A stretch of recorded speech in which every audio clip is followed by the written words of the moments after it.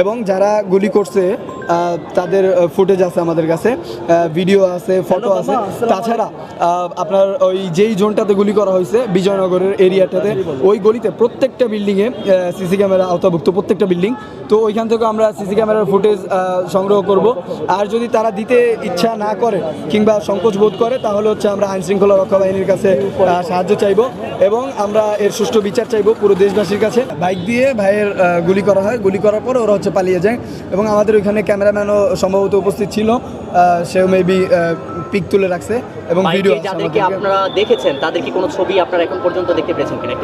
ছবি ওই যারা গুলি করছে তাদের ছবি আপাতত বলা হয়েছে যে আমরা প্রচার না করি, কারণ হচ্ছে গিয়ে আইন শৃঙ্খলা বাহিনী এটা দেখবে।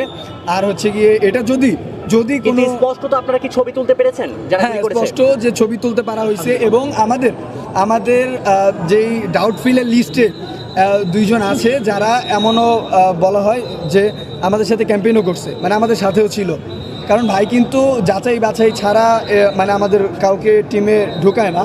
তারপরও অনেক সময় দেখা যায় যে বিশ্বস্ত লোক চলে আসে।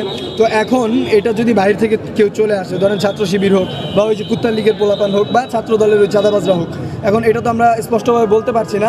তবে এতটুকু বলতে চাই, যদি চাঁদাবাজ দলের ছাত্র দলের কেউ হয় কিংবা এই যে বিএনপির কেউ হয়, আওয়ামী লীগ বলেন, কুত্তা লীগ বলেন, ওই স্বৈরাচারের কোনো সমর্থক কিংবা স্বৈরাচারের দোসর হয়, কিংবা এই যে ধর্ম ব্যবসায়ী যে জামাত শিবির দলটা আছে তাদের এই ছাত্র শিবিরের কেউ হয়, আমরা সবাই জানি ভাই সবসময় অন্যায়ের বিরুদ্ধে লড়াই করছে, ন্যায়ের পক্ষে। ইনসাফের বাংলাদেশ বিনির্মাণে আধিপত্যবাদমূলক। সো এইখানে ভাইকে অবশ্যই হেনস্থার শিকার হইতে হয়েছে। এর আগেও ছাত্রলীগ বলেন বা কুত্তা লীগ বলেন, ওইখান থেকে ভাইকে কল দেওয়া হয়েছে, কল দিয়ে এর আগেও থ্রেট দেওয়া হয়েছে, হুমকি ধমকি দেওয়া হয়েছে।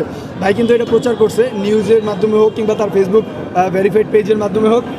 আপনাদেরকে জানানো হয়েছে যে ভাইয়ের ফ্যামিলি সহ ভাইকেও হুমকি দেওয়া হয়েছে। এটা যদি ছাত্র দল বা আপনার ওই চাঁদাবাজ দল হোক, কুত্তা লীগ হোক কিংবা ওই যে ধর্ম ব্যবসায়ী ছাত্র শিবিররা হোক, আমি সবাইকে এই উদ্দেশ্য করে বলতেছি না, ধর্ম ব্যবসায়ী কিংবা সবাইকে চাঁদাবাজ বলতেছি না, মানে যারা করে তাদের গায়ে এই কথাটা লাগবে। যদি তারা হয়ে থাকে অবশ্যই এর স্পষ্ট বিচার করা হবে। বাংলাদেশে বর্তমানে আইনশৃঙ্খলা বাহিনীর কাছে আহ্বান জানানো হবে এবং আমরা যারা ভাইয়ের টিমমেট আছি তারাও আমরা একসঙ্গে কাজ করব। যতক্ষণ না পর্যন্ত ভাই সুস্থ হবে কিংবা এখান থেকে বের না করা হবে, আমরা ওখান থেকে যাচ্ছি না।